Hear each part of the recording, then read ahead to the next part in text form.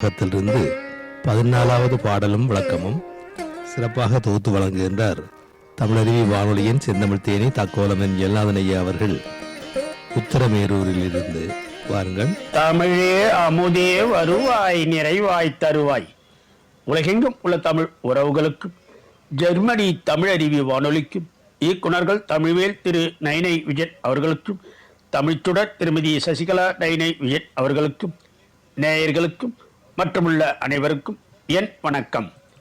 விவேக சிந்தாமணி 2ஆம் பாகம் எனும் தலைப்பில் அந்நூலில் உள்ள பாடல்களின் என்னுள் பதிந்த கருத்து தெளிவுரை வழங்குகிறேன்.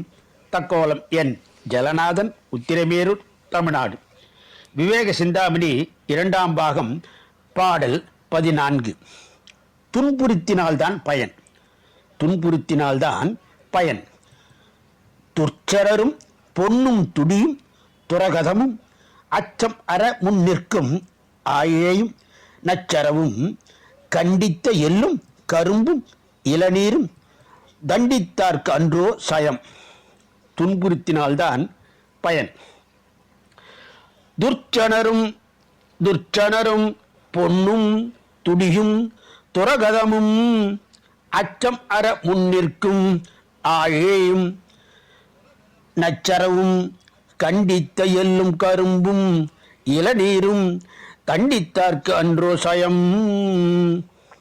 துன்மார்க்கரையும் பொன்னையும் பாறையையும் குதிரையையும் மனத்தில் அச்சம் நீங்க கணவனுக்கு முன் நின்று எதிர்த்து பேசும் மனைவியும் விடத்தை உடைய பாம்பையும் அடித்து உகுத்த எல்லையும் கரும்பையும் இளநீரையும் அடித்தோ நசிக்கியோ வெட்டியோ வருந்தினவர்க்கே பயன் உண்டாகும். மீண்டும் பாடலை பார்ப்போம். துன்புறுத்தினால்தான் பயன். துர்ச்சனரும் பொன்னும் துடியும் துரகதமும் அச்சம் அற முன் நிற்கும் ஆயேயும் நச்சரவும் கண்டித்த எள்ளும் கரும்பும் இளநீரும் தண்டித்தார்க்கன்றோ சயம். இத்துடன் இன்று நிறைவு செய்து தொடர்ந்து வரும் நாட்களில் விவேக சிந்தாமணி 2ஆம் பாகத்தில் உள்ள பாடலையும் என்னுள் பதிந்த கருத்து தெளிவுரையும் பார்ப்போம். வாய்ப்பளித்த ஜெர்மனி தமிழருவி வானொலிக்கும் மற்றுமுள்ள அனைவருக்கும் நன்றி, வணக்கம். தக்கோலம் என் ஜலநாதன், உத்திரமேரூர், தமிழ்நாடு, சங்கத்தமிழ் இலக்கிய பூங்கா. நேயர்கள் இதுவரை கேட்டது விவேக சிந்தாமணி என்ற நூலில் 2ஆம் பாகத்தில் உள்ள 16வது பாடலும் விளக்கமும்.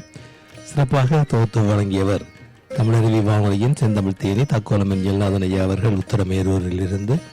நன்றிகளையா மீண்டும் இணைந்து கொள்வோம். நன்றியும் வணக்கம். நேயர்கள் கேட்டுக்கொண்டிருப்பது காலை கதம்பும் பல்சுவை கதம்பு நிகழ்ச்சி. இது தமிழருவி வானொலி ஜெர்மனி.